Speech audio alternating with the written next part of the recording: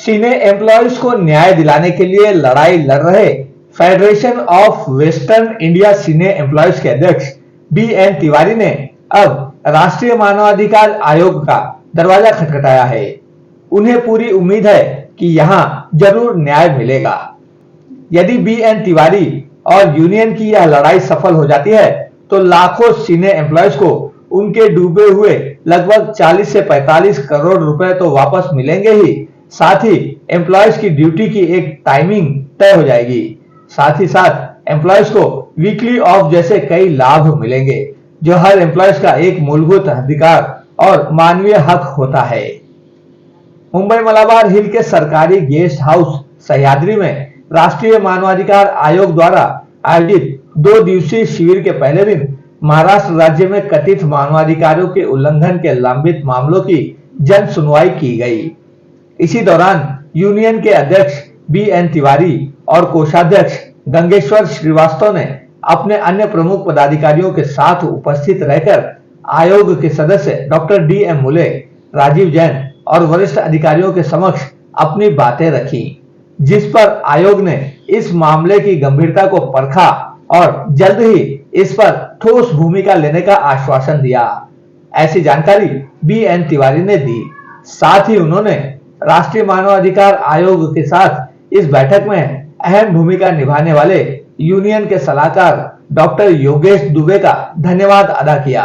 मेरा नाम बी.एन. तिवारी है। मैं फेडरेशन ऑफ वेस्टर्न इंडिया का प्रेसिडेंट हूँ। एक्चुअली क्या था कि ह्यूमन राइट महाराष्ट्र की ह्यूमन राइट एसोसिएशन ने हमें जजेस एम.ए. शहीद ने हमारे पक्ष में फैसला किया था। काफ़ी हमने मेहनत किया था। डॉक्टर योगेश दुबे के सहयोग से हम यहाँ तक पहुँचे थे। जो हमारे खिलाफ वर्करों के जो डेली वेजेस वर्कर के खिलाफ प्रोड्यूसर के रवैये है, उसके खिलाफ हमने यहाँ पर एप्लीकेशन दिया था। 2 साल तक सुनवाई होने के बाद एक फ़ैसला आया जिसमें ट्राई पार्टी एक समझौता किया गया कि 3 ग्रुप जो है एक त्रिकोणी बनेगा, जिसमें कि प्रोड्यूसर और ट्रेड यूनियन और फेडरेशन के लोग रहेंगे। और जब हमने उसको लागू किया जाएगा और जो भी प्रॉब्लम है वर्कर का वो सब उसमें सुना जाएगा। हमारे प्रॉब्लम थे कि हमारी ड्यूटी आवर्स कंफर्म किया जाए 8 घंटे की, क्योंकि 16-16 घंटे काम करते हैं, हमारे वर्करों को कुछ मिलता नहीं है, मिसयूज़ किया जाता है टाइम का। 4 छुट्टियां होनी चाहिए और एक प्रॉपर तरीके से जो डेली वेजेस है उसको डेली उसका पेमेंट हो जाना चाहिए। कन्वेंस प्रॉपर टाइम पे मिलना चाहिए। मंथली वाले को 7 तारीख तक, अगले महीने की 7 तारीख तक पेमेंट होना चाहिए। ये कुछ नहीं हो रहा था। फूड अच्छा नहीं था, हाइजीनिक फूड नहीं, पानी नहीं, टॉयलेट की व्यवस्था नहीं, तमाम प्रॉब्लम ही प्रॉब्लम था। और उसको एम.ए. शहीद साहब ने, जो जज थे, उन्होंने सब पास कर दिया था और उनको टाइम दिया था लेबर कमिश्नर को कि 3 महीने में इसको लागू किया जाए। पहले वो बहाना बनाते रहे कि कोविड है, कोविड है, कोविड। दोबारा सुनवाई हुई, तिबारा हुई। लास्ट में 3 महीने का टाइम दिए कि इसके बाद अब सुनवाई नहीं होगी, आपको लागू करना पड़ेगा।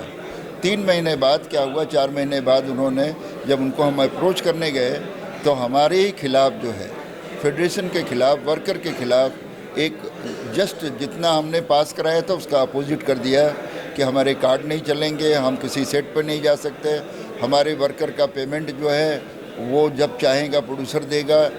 तमाम हमारे कम से कम 440 प्रोड्यूसर ऐसे हैं जिनके ऊपर कम 40 से 45 करोड़ रुपया बाकी है।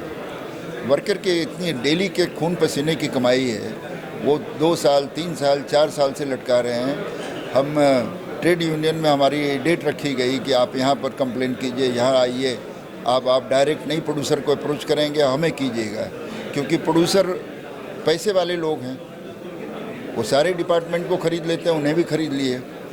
हमारी बात की सुनवाई हुई नहीं। और उसके बाद क्या हुआ कि जब हम जाते रहे, एक एक केस की हियरिंग होती थी, हमारे वर्कर जाते थे, अपना डेली वेजेस वर्क छोड़ कर जाते थे, टेक्नीशियन जाते थे, वहाँ खड़े रहते थे, प्रोड्यूसर बिल्कुल नहीं आता था। 17 सुनवाई के बाद लास्ट में उन्होंने कहा कि भाई हमसे नहीं होता है, अब आप कोर्ट जाइए। तो इस तरह का हरिसमेंट जो कर रही थी ट्रेड यूनियन के लोग, हर डिपार्टमेंट के जितने सरकारी डिपार्टमेंट हैं सब ने हमें तकलीफ़ दिया है। उसी की कंप्लेन लेकर दोबारा हमने दिया था लेटर। आज हमारी सुनवाई होनी है। मैं पूरी उम्मीद के साथ आया हूँ। मुझे लगता है कि मेरी सुनवाई होगी और हमें जस्टिस मिलेगा, क्योंकि हम वर्कर हैं, हमारा एक अधिकार है, एक टेक्नीशियन है, हम ट्रेड यूनियन के अंदर आते हैं।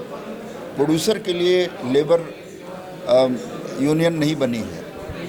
ट्रेड यूनियन जो बनी है वो प्रोड्यूसर के लिए नहीं है, वर्कर के लिए है, और वो प्रोड्यूसर की बात करती है।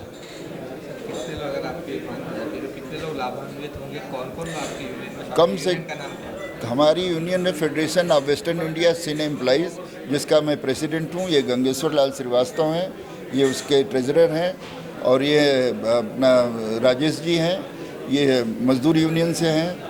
हमारे कम से कम 5 लाख के ऊपर वर्कर हैं, टेक्नीशियन हैं, उनके परिवार, उनकी फैमिली को लाभ मिलेगा यदि ये फैसला हमारे आज पक्ष में होता है, और मुझे उम्मीद है कि फैसला हमारे पक्ष में होगा, क्योंकि ऑलरेडी इसके पहले के जज ने हमारे पक्ष में फैसला दिया था। तो हम इसी गुड फेथ के साथ यहाँ खड़े हैं।